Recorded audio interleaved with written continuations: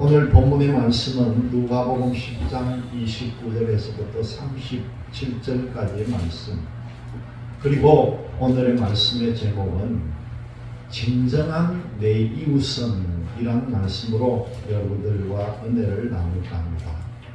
오늘 이 말씀은 여러분들이 너무나 잘 아는 사마리아 사람에 대한 내용입니다.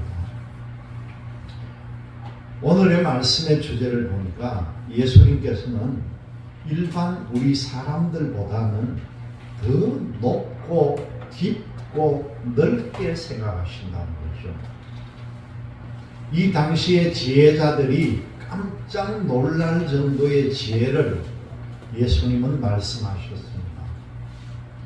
예수님은 이웃이 누군지를 묻는 이 율법 교사의 질문에 강도 만난 사람과 도와주는 사람의 이야기를 하시면서 진정한 이웃의 모습을 우리에게 가르쳐 주셨다는 것이요.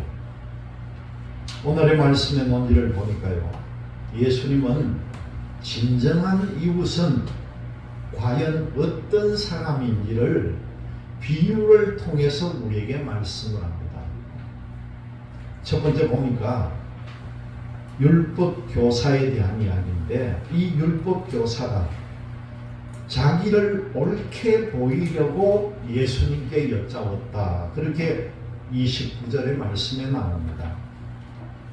그리고 두 번째로 보니까 예수님께서 강도 만난 사람을 사례로 30절 말씀에 보니까 여리고로 내려가다가 강도를 만났다, 그 내용을 말씀하시는 부분이 나오고요.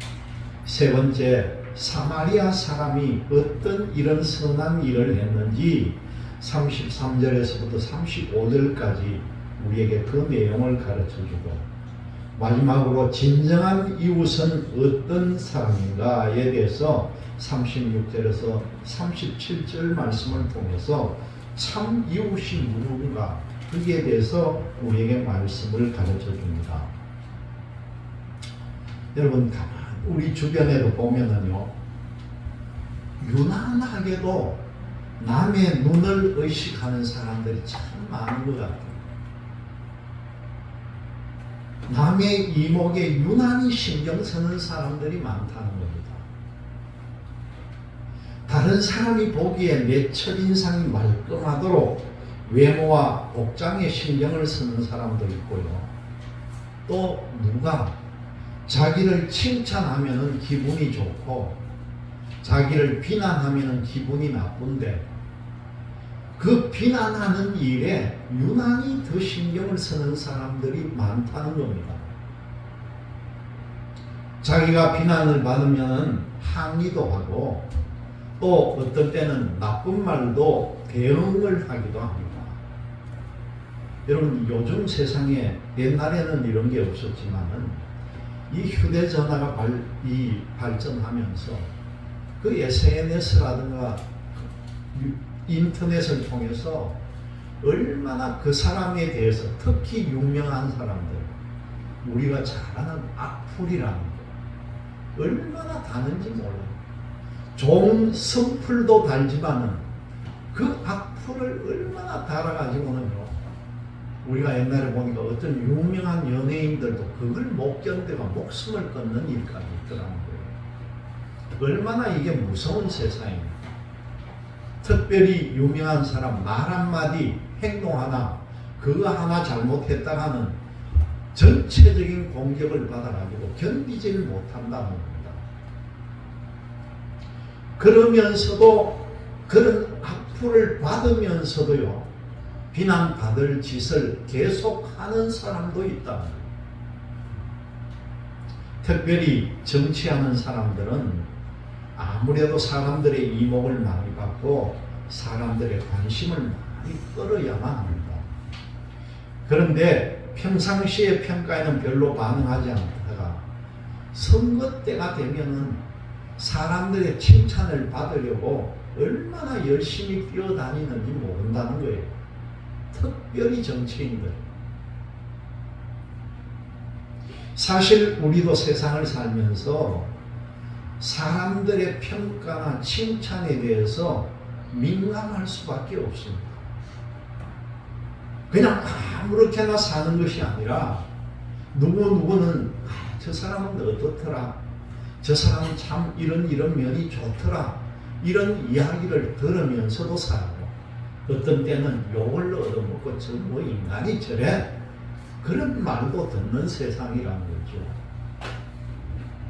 그러나 평가와 칭찬에 우리가 민감하기보다는요, 정말 우리 자신이 올바르고 성실하게 살면은요, 칭찬은 자연적으로 따라오게 되어 있습니다.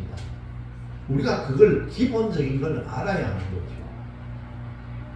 결과를 중요시하는 세상에서는 결과가 나쁘면은 그 과정쯤이야 어때? 이렇게 비난받을 수도 있습니다. 그러나 나쁜 수단으로 좋은 결과를 이루면 나중에는 그것이 수단이 빌미가 되어서 비난도 받게 된다는 것이죠. 그렇다면 우리 믿음의 사람들은 어떻게 해야 되겠습니까? 우리 믿는 사람은 어떻게 살아야 하겠느냐는 거죠. 믿는 사람들은 이 세상의 평가보다는요, 하나님께서 상 주시는 것과 하나님께서 하실 심판에 민감해야 한다는 거예요. 여러분, 하나님이 온 세상의 믿음의 사람들을 눈동자같이 지켜보고 계신다는 걸 우리가 알아야 한다는 겁니다. 우리는 이 세상 살 때 그냥 살면 안 돼요. 하나님 다 지켜보고 있습니다. 지금 누구는 이렇게 하고 있구나, 누구는 잘하고 있네, 아이 저놈은 뭐가 잘못되고 있는데, 하나하나 우리의 일거수일투족을 하나님이 보고 계시는 줄 믿으시기를 바랍니다. 성실한 마음으로 하나님의 뜻을 바르게 행하면 하나님께서 아름답게 보시고 우리에게 잘했다 칭찬해 줄 것이죠. 아마 덩달아서 세상의 모든 사람들도 우리를 칭찬해 줌을 믿으시기를 바랍니다. 오늘 첫 번째 말씀을 보니까 율법 교사가 자기가 옳게 보이려고 예수님께 질문을 하는 내용이 오늘 말씀에 나옵니다. 29절에. 이 율법 교사가 예수님께 무엇을 하면은 영생을 얻을 수 있겠느냐고 질문을 합니다. 예수님은요, 율법에 기록된 것을 다시금 알려줍니다. 이웃을 사랑하라는 말씀으로 대답하는 이 율법 교사에게 예수님은 그래, 네가 말한 그대로 행하면 살 것이다, 그렇게 대답해 주는 거죠. 그런데 율법 교사가요, 자기가 옳게 보이려고 예수님께 질문하는 게 뭡니까? 내 이웃이 누구입니까? 그렇게 묻잖아요.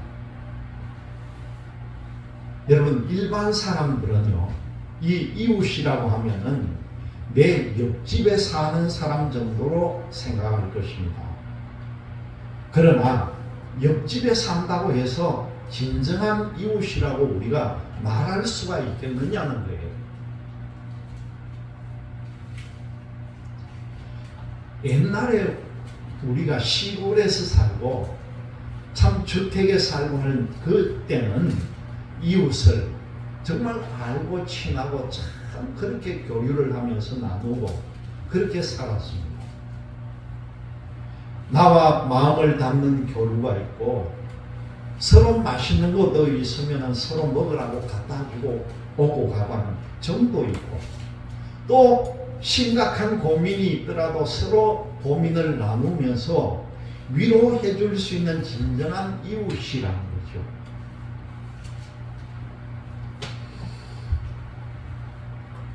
저희들이 옛날에 참 힘들고 어려운 동네에 새방살이를 할 때, 그때는 문만 열면은 바로 앞집이고, 현관문만 열면 바로 앞집 마주보고 대화하는 그런 때잖아요.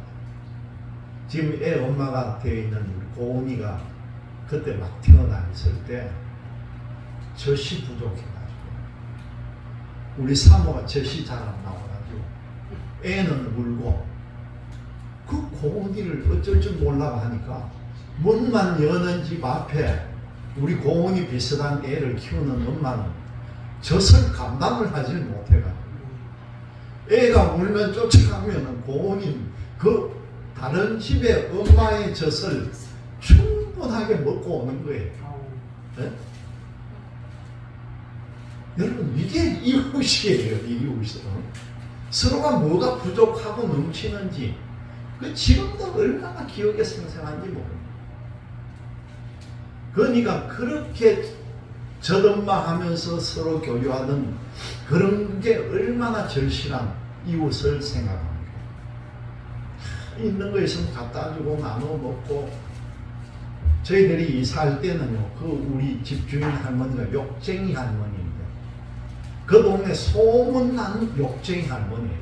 어느 사람하고 안 싸운 사람이었고, 근데 우리가 이사 간다고 나오니까 우리가 사모하고 붙들고 울고 불고 간다고 저희들은 나와야 되는 형편이고, 그게 진정한 이웃이라는 겁니다. 요즘 어떻습니까, 여러분? 우리도 아파트 살고 있지만은 우리 옆집에 얼마 전에 이사 왔는데 이사 온 사람 아니고 얼굴도 본 적이 없어요. 누가 샀는지 누가 죽었는지 살았는지 완전히 단절된 상태에 살고 있습니다. 그걸 어떻게 우리가 이웃이라고 할 수 있겠느냐는 거예요. 어떤 경우에 보니까 옆집에 사는데 맨날 어떤 사람은 자기를 향해 불만을 터뜨리고 또 우리 집에 스트레스를 준다고 그렇게 말하면 그것은 이웃이라고 말하기 어렵다는 겁니다. 차라리 안 보고 살면은 편하다, 그런 마음을 갖게 된다는 거죠. 여러분, 그러니까 옆집에 산다고 해서 진정한 이웃의 조건이 되지는 않는다는 겁니다. 오늘 이 율법교사는 이 질문으로 자기를 옳게 보이려고 했다는 거예요. 자기는 누구에겐가 선행을 이미 베풀었다고 자만심을 은근히 드러내는 이야기입니다. 나는 이렇게 잘했어요, 나는 이렇게 했습니다, 드러내는 거죠. 이미 잘하고 있는 것을 예수님께서 하라고 말씀하시니까 자기는 반감이 생겼을지도 모릅니다. 아니면은 예수님께서 말하는 이웃이 누구인지를 자기가 한번 반박해 봐야 되겠다, 그런 의도를 가지고 있는지도 모르죠. 그런데 예수님은요, 벌써 이런 사람의 마음을 꿰뚫고 계시다는 거예요. 그러면서 오늘 두 번째, 강도 만난 사람을 사례를 들어서 예수님께서 말씀합니다. 예수님께서 율법교사에게 질문을 합니다. 그 질문에 대한 대답을 합니다. 예수님께서는 관념적이거나 철학적으로 대답하지 않았다는 거죠. 이웃의 정의를 내리거나 관계를 말씀하지도 않았습니다. 예수님은 이야기를 하심으로써 율법 교사의 생각을 일깨우려고 하셨다는 거죠. 그러면서 나오는 이야기가 뭡니까? 어떤 사람이 여리고로 내려가는 도중에 강도를 만났다는 거예요. 강도를. 이렇게 으스간 골짜기를 혼자 지나가다 보면은 몰래 무기를 들고 숨어 있다가 지나가는 사람을 습격을 하고 그 가지고 있는 소유물을 다 빼앗아 버리는 그런 경우가 잦았다는 겁니다.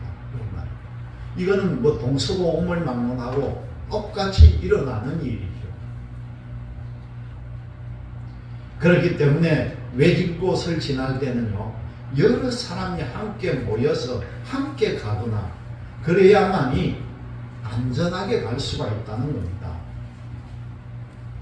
지금도 세계 곳곳에 외진 곳이라든가 아니면 도시 가운데도요, 남의 것을 훔치고 뺏는 사람들이 얼마나 많은지 모릅니다.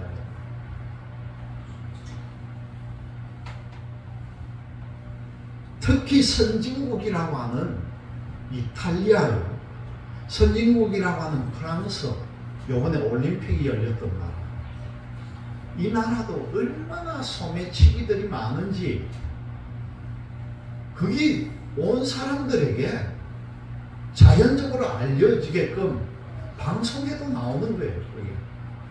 저희들이 이탈리아에 방문회가 들어가니까 가이드가 보고 제일 조심해야 하는 말이, 사람 많이 모이는 곳에 가방을 조심하라, 그걸 먼저 알려주는 거예요. 그래서 뒤로 차고 있던 가방도 앞으로 돌려가지고 딱 잡고 그렇게 구경을 하는 겁니다. 몰려가지고 사람들이 때로 몰릴 때는 누가 내 가방에 손을 대고 가져가는지 모를 정도로 기술이 발달한 나라. 그런데 이탈리아만 그런 줄 알았더만 프랑스도 그렇게 소매치기가 심하다는 겁니다. 지금도 이런 일들이 벌어지고 있는 거예요.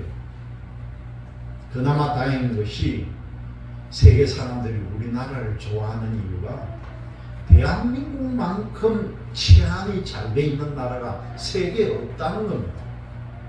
대낮에 그렇게 해코지하는 사람도 없고 남의 물건 훔쳐가는 사람도 없고, 또 외국인들이 말하듯이 내 물건을 며칠 동안 잃어버리고 잊어버리고 놔놨는데 하루가 지나도 그 물건이 그 자리에 있더라, 그런 말까지 하는 나라가 대한민국이 됐다는 거예요. 얼마나 치안이 잘 돼 있느냐 하면요, 혹시나 길에 떨어져 있는 10,000원짜리 내가 하나 주웠더라도 어지간하면 주지 말기 바랍니다. CCTV가 얼마나 잘 돼 있는지, 구태여 그 잃어버린 사람이 내가 어디에 걸리고 내가 누가 가져가는 걸 알려고 하면은 파출소가 신고만 하면은 골목골목마다 여러분 안 찍히는 데가 없어요. 그러니까 일체 손을 안 대는 게 답이라는 겁니다.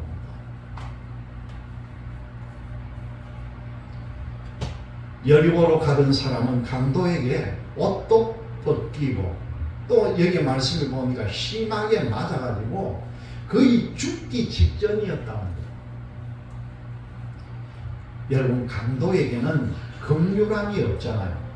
그 맞은 사람을, 죽기 일보 직전 사람을 버려두고 강도는 도망을 해버린 겁니다. 그런데 그때 마침 그 길로 지나가던 제사장이 지나가다가 그 강도를 만난 사람을 봤는데 아무 말도 없이 그 사람을 못 본 척 피해서 가버렸다는 거예요. 제사장이라는 사람이. 그리고 조금 후에는 레위 사람이 또 지나가다가 그 강도 만난 사람을 피해가지고 이 사람도 그냥 지나가 버립니다. 레위인이나 제사장이나 이 레위인들이 제사장이 되는 거예요. 하나님의 일을 맡아서 하는 사람들이 레위 사람들이에요. 남을 돌보고 남에게 사랑을 베풀어야 할 사람들이 그냥 지나가니까 이게 쉽게 납득이 안 되는 일이죠. 제사장이나 레위 사람이나 물론 그 사람들만의 이유가 있었을는지는 모릅니다. 피를 보거나 만지면 부정하다는 율법의 얽매인 사람들이어서 그랬을지도 모르죠. 그들은 강도 만난 사람을 본체 만체하고 그냥 지나쳐 버렸다는 것입니다. 세 번째 보니까 예수님께서는 사마리아 사람의 예를 들어서 말씀합니다. 그 강도 만난 사람이 누워서 죽기 일보 직전에 신음하고 있던 그곳에 지나가는 한 사람이 있었다는 거죠. 이번에는 보니까 사마리아 사람이 지나가더라는 겁니다. 여러분, 이 사마리아 사람은 혼혈 민족이고 예루살렘 성전이 아닌 자기들 지역에서 따로 예배를 드리는 그런 사람들입니다. 유대인들은 사마리아 사람을요, 이방 사람들보다 더 나쁜 존재로 여기고 미워하고 혐오를 했다는 겁니다. 사마리아 사람들과는 아예 이야기도 하지 않고 또 자기가 사마리아 지역을 지나가야 될 때는 그 지역을 부정탄다고 생각해가지고 그 도시를 거쳐서 지름길을 놔두고도 먼 길을 돌아서 다녔다는 겁니다. 그만큼 업신여긴 사람이 사마리아인들입니다. 유대인들의 의식 속에 사마리아 사람들은 짐승과도 같은 존재입니다. 그런데 이야기 속에 등장하는 사마리아 사람은 이 강도 만난 사람을 보고 불쌍히 여겼다는 거예요. 그래서 가까이 가가지고 강도 만난 사람을 치료를 해줬다는 겁니다. 그리고 자기 짐승에 강도 만난 사람을 태워가지고 주막에까지 간 후에 치료를 해줍니다. 그런 후에 이튿날 이 사마리아 사람은 이 주막 주인에게 돈을 주면서 이 강도 만난 사람의 치료를 간곡하게 부탁을 합니다. 그뿐만 아니라 만약에 돈이 더 든다면은 내가 다시 돌아올 때 더 들은 것만큼 내가 드릴게요 하면서 약속을 한다는 겁니다. 여러분, 이 이야기에 등장하는 사람들의 행동은 우리 사람들의 고정된 관념과는 전혀 다른 형태로 우리에게 보여줍니다. 이웃을 사랑해야 하는 제사장과 레위인은 못 본 척 지나가고 사람이 아니라고 손가락질을 받는 그 사마리아 사람은 정말 마음과 정성을 다해서 강도 만난 사람을 도와줬다는 것이죠. 이야기를 하는 사람은 이렇게 등장인물의 성격과 행동을 마음대로 만들어낼 수도 있다는 것입니다. 마지막으로 네 번째로 보니까 누가 진정한 이웃인가를 깨닫게 해주시는 예수님의 말씀이에요. 예수님께서 왜 이런 이야기를 하셨을까? 당연히 이웃이 누군가에 대한 대답으로 이야기를 하셨습니다. 오늘의 이 말씀을 보고요, 수많은 학자들이 오늘의 이 말씀은 우리에게 상징적으로 말씀해 주시는 거다, 그렇게 이야기합니다. 초대교회부터 중세로 그리고 종교개혁 시대에 이르기까지 예루살렘, 여리고, 강도 만난 사람, 제사장, 레위인, 이 사마리아 사람을 상징적으로 해석하는 경향이 많다는 거예요.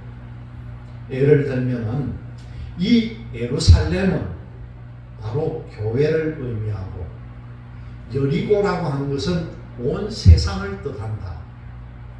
그리고 여기에 강도 만난 사람은 기독교인일 것이다.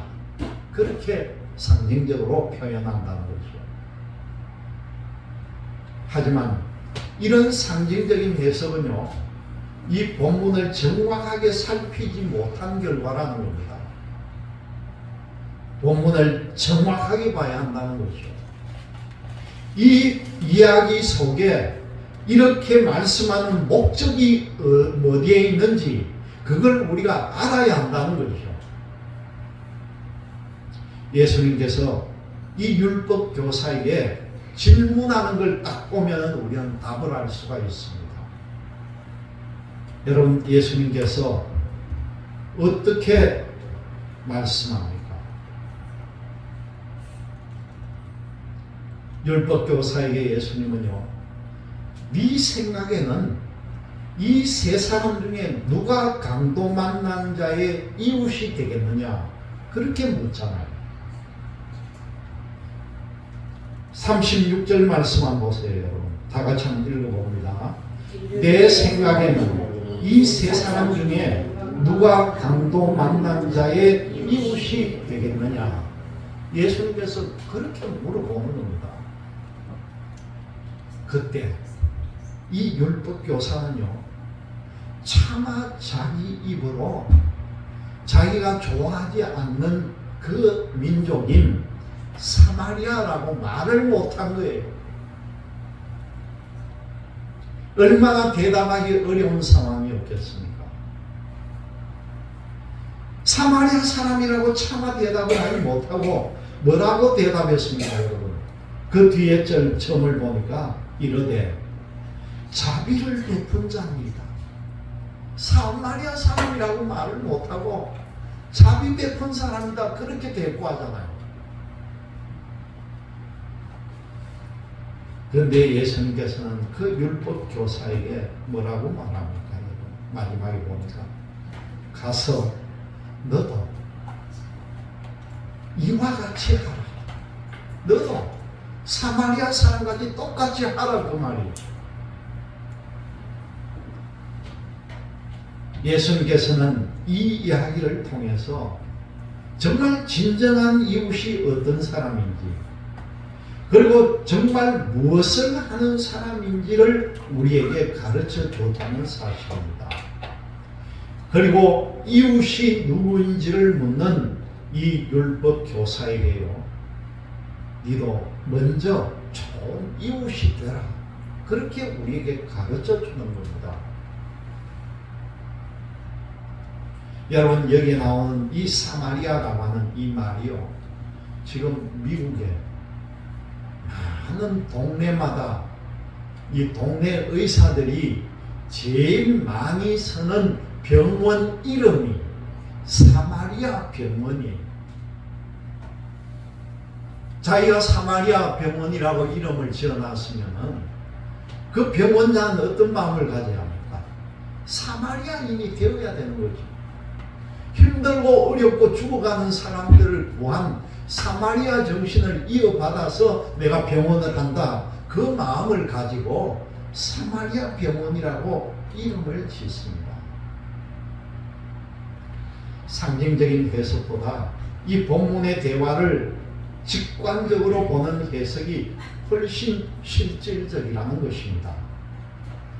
우리가 먼저 선을 행해야 한다는 것을 알려주신 이 말씀처럼 진정한 이웃의 삶을 살아가는 여러분들이 되시기를 주님의 이름으로 기원드립니다.